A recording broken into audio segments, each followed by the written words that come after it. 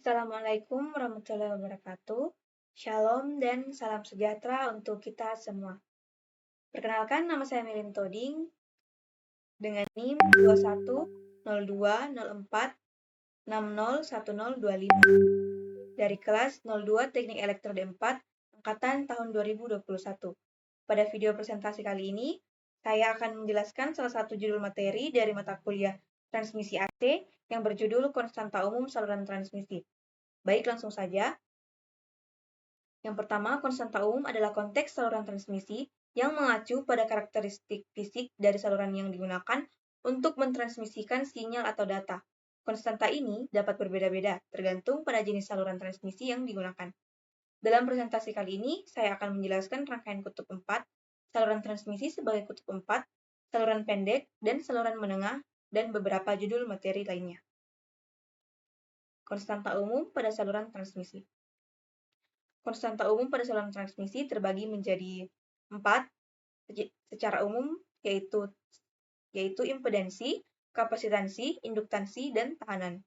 Yang pertama, impedansi. Impedansi saluran transmisi adalah ukuran resistansi saluran terhadap aliran listrik.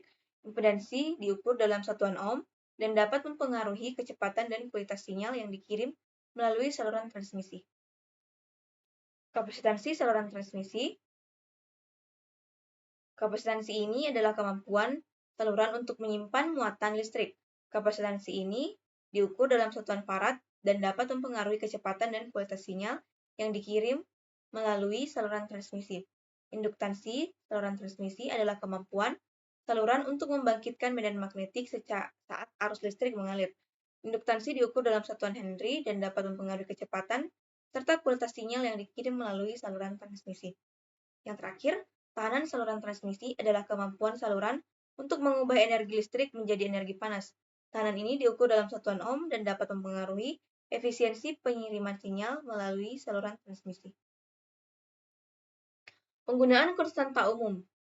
Konstanta umum pada saluran transmisi digunakan untuk menghitung karakteristik saluran transmisi seperti impedansi karakteristik, refleksi, dan redaman. Konstanta umum juga dapat digunakan untuk menghitung parameter-parameter lain seperti konstanta propagasi, pelambatan, kapasitansi, induktansi, dan konduktansi. Impedansi karakteristik adalah impedansi yang akan terjadi pada saluran transmisi jika tidak ada refleksi sinyal. Refleksi terjadi ketika ada perbedaan impedansi antara sumber sinyal dan saluran transmisi atau antara saluran transmisi dan beban. Redaman terjadi karena adanya hambatan pada saluran transmisi dan dapat menyebabkan penurunan amplitudo sinyal. Konstanta propagasi. Konstanta propagasi adalah konstanta yang menunjukkan kecepatan perambatan gelombang elektromagnetik. Konstanta ini dapat dihitung dengan menggunakan konstanta umum dan frekuensi sinyal. Konstanta pelambatan. Konstanta ini adalah konstanta yang menunjukkan seberapa cepat sinyal melambat pada saluran transmisi. Konstanta ini pun juga dihitung dengan menggunakan konstanta umum dan kapasitansi serta induktansi pada saluran transmisi. Konstanta kapasitansi. Konstanta ini menunjukkan kapasitansi pada saluran transmisi per satuan panjang saluran transmisi. Konstanta induktansi. Konstanta ini menunjukkan induktansi saluran transmisi per satuan panjang saluran transmisi. Konstanta konduktansi. Konstanta ini menunjukkan konduktansi saluran transmisi per satuan panjang pada saluran transmisi. Contoh soal, misalkan sebuah saluran transmisi memiliki impedansi karakteristik sebesar 50 ohm dan kapasitansinya 30 P farad per M. Hitunglah nilai konstanta umum pada saluran transmisi tersebut. Seperti yang diketahui, impedansi karakteristiknya 50 ohm dan kapasitansinya 30 PF per M. Ditanyakan nilai konstanta umum pada saluran transmisi tersebut. Konstanta umum pada saluran transmisi dapat dihitung menggunakan rumus gamma sama dengan akar R ditambah J omega L dikali G ditambah J omega C. Dengan gamma adalah konstanta umum, R adalah resistansi, L adalah induktansi, G konduktansi, C kapasitansi, dan omega adalah frekuensi. Substitusi nilai yang diketahui ke dalam rumus. Setelah didapatkan nilai Konstanta umum pada saluran transmisi tersebut adalah akar J3 pi farad per 5 pangkat M pangkat minus 1. Rangkaian kutub 4. Dalam banyak keperluan di dalam teknik transmisi daya listrik, misalnya diagram-diagram lingkaran saluran transmisi, perencanaan saluran transmisi, dan lain-lain, sering perlu menyatakan konstanta-konstanta saluran transmisi ke dalam konstanta-konstanta umum saluran transmisi. Karena saluran transmisi tersebut selalu dapat digambarkan sebagai kotak dengan 2 jepitan masuk dan 2 jepitan keluar. Dan karena memenuhi persyaratan dari kutub 4, maka saluran transmisi dapat dinyatakan sebagai kutub 4. Suatu rangkaian yang pasif, linear bilateral, dan selalu dapat direpresentasikan sebagai kutub 4. Pasif berarti tidak ada sumber, linear berarti impedansinya tidak tergantung dari besar arus, dan bilateral berarti impedansi akan sama jika dilihat dari kedua sisi arus tidak tergantung dari arah arus. Pada dasarnya saluran transmisi tidaklah linear karena bagaimanapun juga impedansinya tergantung dari temperatur, jadi tergantung dari arus. Tetapi karena di dalam perhitungan kita selalu menentukan temperatur kerja tertentu, maka temperatur itu konstanta, kawat penghantar adalah konstan. Jadi, karena saluran transmisi memenuhi ketiga syarat-syarat di atas, maka saluran transmisi dapat direpresentasikan sebagai kutub 4 seperti terlihat pada gambar di bawah.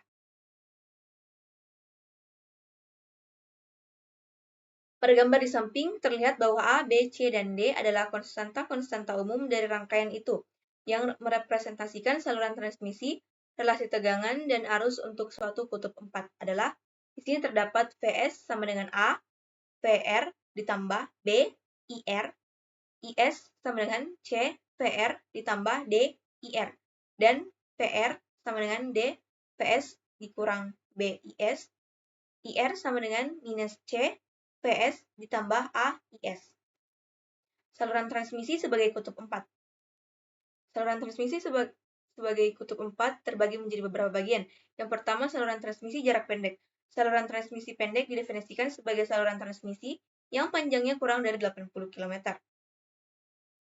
Adapun gambar pada saluran transmisi jarak pendek dapat dilihat pada PPT. Dari gambar di samping menunjukkan saluran transmisi jarak pendek berdasarkan rangkaian kutub 4. Relasi tegangan dan arus untuk saluran jarak pendek adalah Vs sama dengan VR ditambah Z IR, IS sama dengan 0 tambah IR. Dengan membandingkan persamaan A dan B, maka dapat didapatkan relasi-relasi sebagai berikut. A sama dengan 1, B sama dengan Z, C sama dengan 0, D sama dengan 1. Saluran transmisi jarak menengah. Saluran transmisi ini didefinisikan sebagai saluran transmisi yang mempunyai panjang dari 80 km sampai 250 km. Adapun saluran transmisi menengah dibedakan menjadi dua model, yaitu saluran transmisi menengah nominal T, yaitu saluran transmisi dengan kapasitansi dipusatkan pada satu titik dan impedansi serinya terbagi dua pada kedua cabang serinya. Saluran transmisi jarak pendek, jarak menengah dengan representasi nominal T ditunjukkan pada gambar di bawah. Untuk representasi nominal T berdasarkan gambar di samping diperoleh relasi tegangan dan arus sebagai berikut.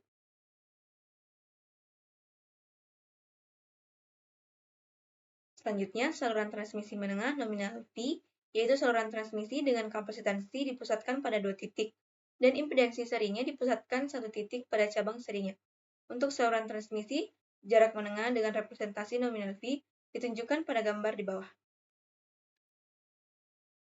Untuk representasi nominal V berdasarkan gambar di samping diperoleh relasi tegangan dan arus sebagai berikut. Selanjutnya, saluran transmisi jarak panjang. Saluran transmisi yang panjangnya lebih dari 250 km digolongkan pada transmisi panjang. Besarnya reaktansi kapasitif, paralel, dan konduktansi semakin kecil sehingga arus bocor semakin besar.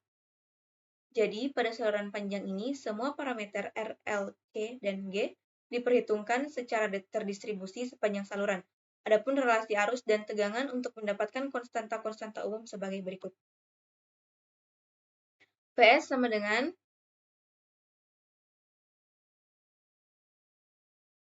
gamma L dikali VR ditambah ZK, sin gamma L dikali IR.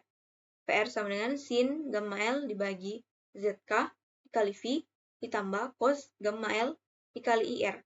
Jadi, A sama dengan cos gamma L, B sama dengan ZK sin gamma, C sama dengan sin gamma L dibagi ZK, D sama dengan A.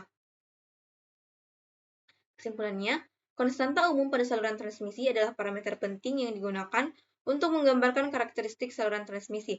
Konstanta ini mencakup konstanta propagasi, pelambatan, kapasitansi, induktansi, dan konduktansi. Setiap konstanta memiliki dampak yang berbeda pada saluran transmisi dan harus diperhitungkan dalam perencanaan dan pengoperasiannya pada sistem transmisi.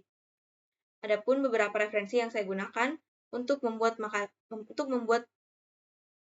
video presentasi ini. Baik, terima kasih. Sekian video presentasi dari saya. Mohon maaf atas kesalahan kata selama video berlangsung. Sekian dan terima kasih.